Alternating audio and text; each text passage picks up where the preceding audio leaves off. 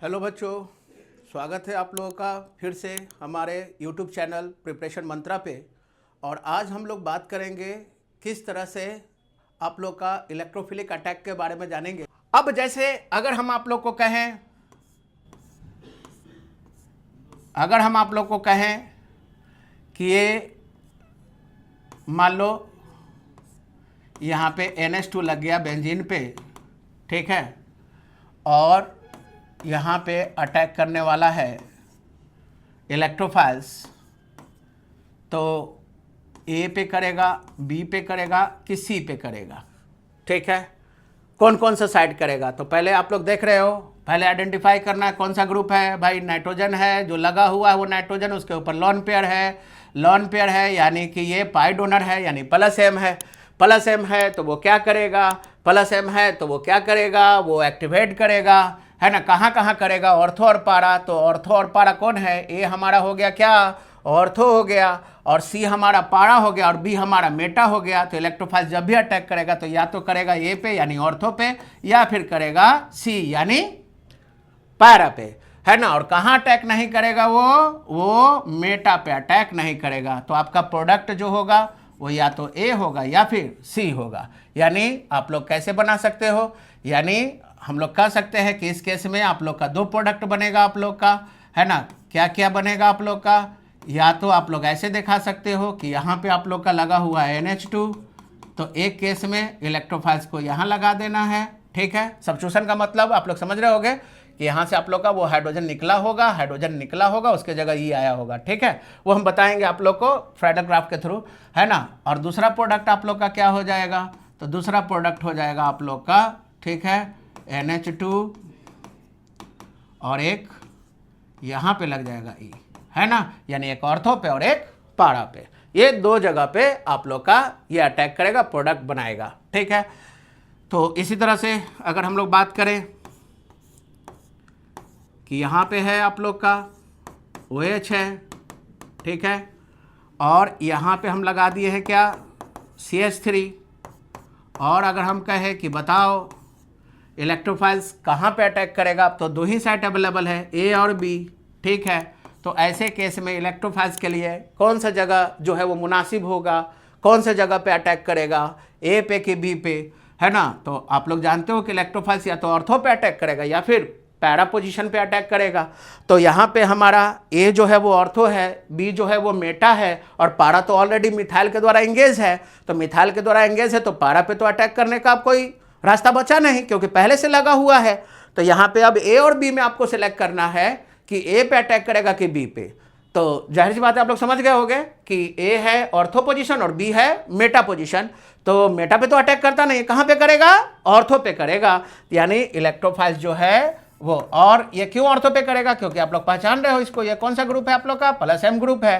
तो यहाँ पे सिर्फ एक ही आंसर होगा, है ना, सिर्फ एक ही साइड बचता है क्या, ए। यानी आप लोग आंसर में क्या लिख सकते हो, अगर आंसर बना के लिखना हो तो साइड आइडेंटिफाई करना है तो ABC से हम लोग कर रहे हैं, ठीक है। और ऐसे में आप लोग का इसका क्या हो जाएगा, तो यहाँ पे लगा हुआ है OH और यहाँ पे लगा हुआ है आप लोग का CH3, ठीक है। और यहाँ पे आप लोग का यानी ए पे अटैक करेगा तो ए पे लग जाएगा आप लोग का क्या, इलेक्ट्रोफाइल्स, है ना। तो इस तरह से हम लोग काम करेंगे। या इसी तरह से अगर हम कहें आप लोगों को कि यहाँ पे लगा हुआ है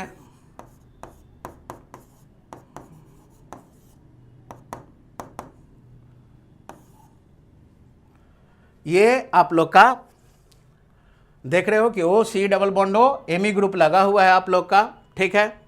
तो इस केस में अगर हम लोग बात करें, यानी एक तरह का एस्टर ग्रुप है, तो इस तरह से अगर हम लोग बात करें, यहाँ पे आप लोग का लगा देते हैं अगर CH3, ठीक है, और यहाँ A और B है, ठीक है। तो ऐसे जगह में अगर हम लोग बात करेंगे इलेक्ट्रोफाइल्स कहाँ अटैक करेगा, तो आप लोग समझ रहे हो कहाँ पे अटैक करेगा। तो ये क्या है, आप लोग इसको नहीं देखना है ना, इससे जो लगा हुआ है उसके आधार पे हम लोग बात करेंगे, ठीक है ना।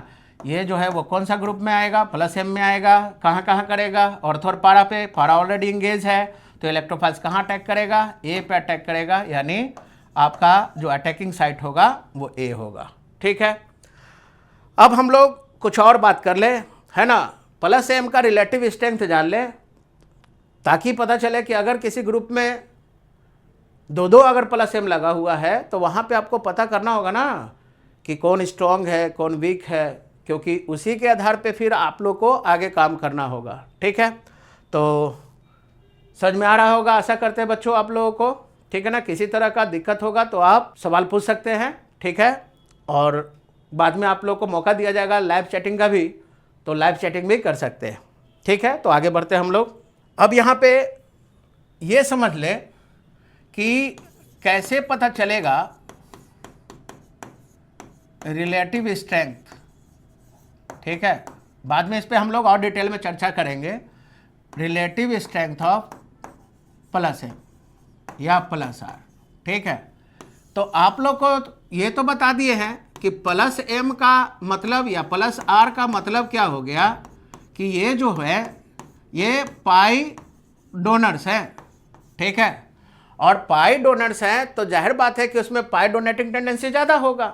तो पाई डोनेटिंग टेंडेंसी जो है एक तरह का इलेक्ट्रॉन है पाई, तो इलेक्ट्रॉन डोनेटिंग टेंडेंसी की बात करेंगे, और जिसमें इलेक्ट्रॉन डोनेटिंग टेंडेंसी ज़्यादा होगा जाहिर सी बात है कि उसी में स्ट्रेंथ ज़्यादा होगा डोनेट करने का।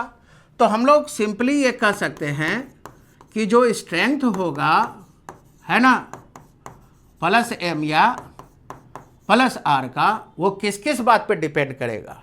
कौन अच्छा प्लस एम यानी पाई डोनर है ना, तो वो कैसे पता करेंगे। तो इसके लिए एक चीज़ ध्यान रखिएगा कि अच्छा प्लस एम वही होगा जिसमें पाई डोनेटिंग टेंडेंसी जो है यानी पाई इलेक्ट्रॉन डोनेटिंग टेंडेंसी ज़्यादा होगा। पाई इलेक्ट्रॉन डोनेटिंग टेंडेंसी किस में ज़्यादा होगा, उसी में ज़्यादा होगा जिसमें बेसिक स्ट्रेंथ ज़्यादा होगा, यानी जो स्ट्रॉन्ग बेस होगा बेसिक स्ट्रेंथ ज़्यादा होना चाहिए, इलेक्ट्रोनिगेटिविटी कम होना चाहिए। ठीक है, परसेंटेज एस कैरेक्टर क्या होना चाहिए, कम होना चाहिए। तो आइए पहले इस पे हम लोग बात कर ले। ठीक है, तो आप लोग तो जानते हो कि अगर बेसिक की बात करें कि अच्छा बेस कौन, तो अच्छा बेस कौन होता है, बेसिक स्ट्रेंथ किस बात पर डिपेंड करता है। तो अगर हम लोग पीरियोडिक टेबल की अगर हम लोग बात करें तो पीरियोडिक टेबल में आप लोग को हम बताए थे कि ये आप लोग जान लीजिए बेसिक होने के लिए क्या होना चाहिए। अगर ग्रुप का केस है तो ऊपर वाला जो है वो ज़्यादा स्ट्रॉन्ग बेस होगा, यानी साइज छोटा होना चाहिए ताकि वो इलेक्ट्रॉन्स को वो स्ट्रांगली होल्ड करके रख सके। और दूसरा, अगर मान लो कि पीरियड की बात करें तो उसका इलेक्ट्रोनिगेटिविटी कम होना चाहिए, क्योंकि जो ज़्यादा इलेक्ट्रोनिगेटिव एटम होगा उसमें इलेक्ट्रॉन डोनेटिंग टेंडेंसी क्या होगा, कम होगा। तो ऐसे केस में याद रखिएगा कि अगर हम लोग बात करें ग्रुप की तो ग्रुप में सबसे ऊपर वाला, और अगर पीरियड में तो लेफ्ट वाला। तो याद रखिएगा कि बेसिक स्ट्रेंथ किस में ज़्यादा होगा, बेसिक, ये ग्रुप का केस हो गया, ये पीरियड का केस हो गया। तो अगर हम पूछे कि बेसिक स्ट्रेंथ किस में ज़्यादा होगा, तो बेसिक स्ट्रेंथ उसमें ज़्यादा होगा जिसमें साइज छोटा होगा और इलेक्ट्रोनिगेटिविटी कम होगा। ठीक है, या फिर बाकी अगर केस हो, सेम का केस हो, तो उसमें ज़्यादा नेगेटिव चार्ज होना चाहिए। तो सब पे हम लोग बात करेंगे। ठीक है, तो पहले हम लोग इसमें देख लें कि बेसिक होने के लिए साइज छोटा होना चाहिए, क्योंकि छोटा साइज वाला स्ट्रांगली अपने लोन पेयर को स्ट्रांगली होल्ड करके रखता है ना। और इलेक्ट्रोनिगेटिविटी कम होना चाहिए, क्योंकि ज़्यादा इलेक्ट्रोनिगेटिव अगर रहेगा तो वैसे केस में वो इलेक्ट्रॉन डोनेट नहीं करेगा, बल्कि वो बॉन्डेड इलेक्ट्रॉन को अपनी तरफ ज़्यादा अट्रैक्ट करेगा। और हाइब्रिडाइजेशन के आधार पे अगर बात करें तो आप लोग को पता है कि परसेंटेज एस कैरेक्टर क्या होना चाहिए, कम होना चाहिए। ठीक है, तो इसके आधार पे हम लोग यानी बेसिक अगर पता चल गया कि कौन ज़्यादा बेसिक है, तो बेसिक अगर पता चल गया कि कौन ज़्यादा बेसिक है तो हम लोग आराम से पता कर सकते हैं कि किस में donating tendency, pi electron donating tendency ज़्यादा होगा, और उसी के आधार पे हम कंपेयर कर लेंगे कि कौन स्ट्रॉन्ग प्लस एम है और कौन वीक प्लस एम है। ठीक है, तो बहुत सारा केसेस आएगा, देखने को आएगा, तो वो हम लोग केस को रीड करके ही हम लोग यहाँ पे समझेंगे। ठीक है, तो इसको नोट कर लीजिए आप लोग या स्क्रीनशॉट ले लीजिए। चलिए अब हम लोग आगे बढ़ते हैं। तो समझ गए होंगे कि बेस ऐसे समझ लीजिएगा कि सबसे अच्छा इलेक्ट्रॉन दाता कौन, यानी सबसे अच्छा दाता कौन, तो समझ लीजिएगा ऊपर वाला, यानी ग्रुप में ऊपर वाला जो है वो अच्छा इलेक्ट्रॉन डोनर है ना। सबसे अच्छा दाता कौन, ऊपर वाला, ठीक है। और ऐसे भी आप लोग जानते हो कि सबसे अच्छा डोनर कौन है, सबसे अच्छा दाता कौन है, हम लोग को सब कुछ देता कौन है, तो ऊपर वाला देता है। तो ग्रुप में सबसे ऊपर वाला अच्छा दाता होगा आप लोग का।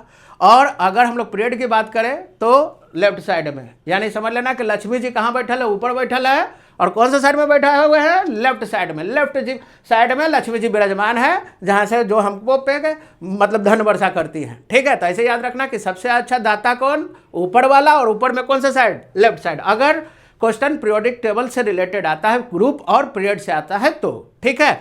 तो आइए यहां पे हम लोग आगे बात करें। तो यहां पे हम लोग देख लेते हैं कि अगर हम आप लोग से पूछे कि इसमें कौन ज़्यादा बेसिक, ठीक है, जैसे कार्बन है, नाइट्रोजन है, ऑक्सीजन है, फ्लोरीन है। अब कार्बन का दो फॉर्म देखने को मिलेगा, एक ऐसा कार्बन जिस पे माइनस हो और एक न्यूट्रल कार्बन, ठीक है। एक ऐसा नाइट्रोजन जिस पे माइनस चार्ज हो, है ना, और एक न्यूट्रल नाइट्रोजन। एक ऐसा ऑक्सीजन जिस पे आप लोग का माइनस चार्ज हो, ठीक है, और एक न्यूट्रल ऑक्सीजन। एक ऐसा फ्लोरीन जिस पे आप लोग का माइनस चार्ज हो और एक न्यूट्रल फ्लोरीन। तो अगर इस तरह से कंपैरिजन हो कि कौन ज़्यादा, तो आप लोग समझ लीजिएगा कि सबसे ज़्यादा बेसिक जो होगा वो C माइनस के बाद N-, है ना।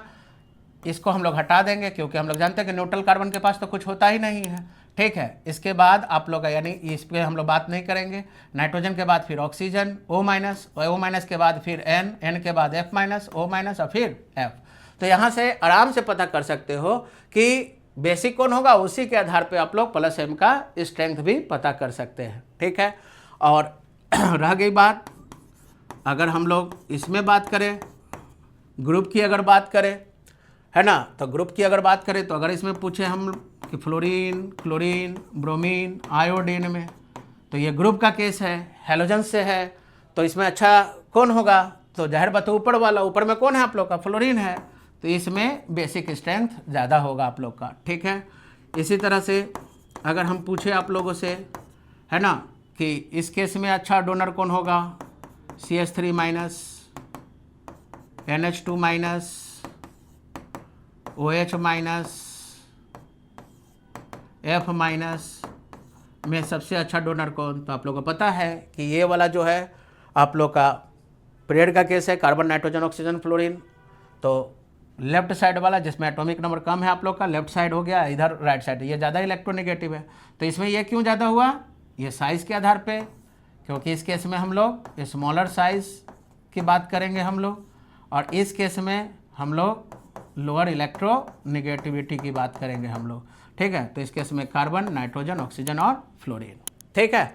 इसी तरह से अगर हम लोग बात करें कि इस केस में कौन ज़्यादा बेसिक, ठीक है, अगर हम लोग बात करें OH-, SH- में, तो ऑक्सीजन और सल्फर, ये ग्रुप का केस है, तो ऑक्सीजन, है ना। इसी तरह से अगर हम पूछें कि इस केस में आप लोग का कौन ज़्यादा, है ना, NH2- है ना, PH2- है, तो नाइट्रोजन और फास्फोरस में कौन ज़्यादा बेसिक होगा आप लोग का, नाइट्रोजन, ठीक है। तो इस तरह से ये पीरियड और ग्रुप का रिलेटेड केस होगा। और अगर मान लो कि यहाँ पे अगर हम पूछे कि एक अनायनिक फॉर्म में है ना, मान लो O-, OH- और न्यूट्रल में, तो इसमें अगर कोई पूछेगा कि कौन ज़्यादा बेसिक, तो जिस पे जितना निगेटिव चार्ज होगा बेसिक स्ट्रेंथ उतना ही ज़्यादा होगा। तो सबसे ज़्यादा O-, फिर OH- और फिर H2O। तो इस तरह से हम लोग पता कर सकते हैं कि कौन ज़्यादा बेसिक है, और जो ज़्यादा बेसिक होगा उसी के आधार पे हम लोग कहेंगे कि उसमें प्लस M ज़्यादा होगा, ठीक है।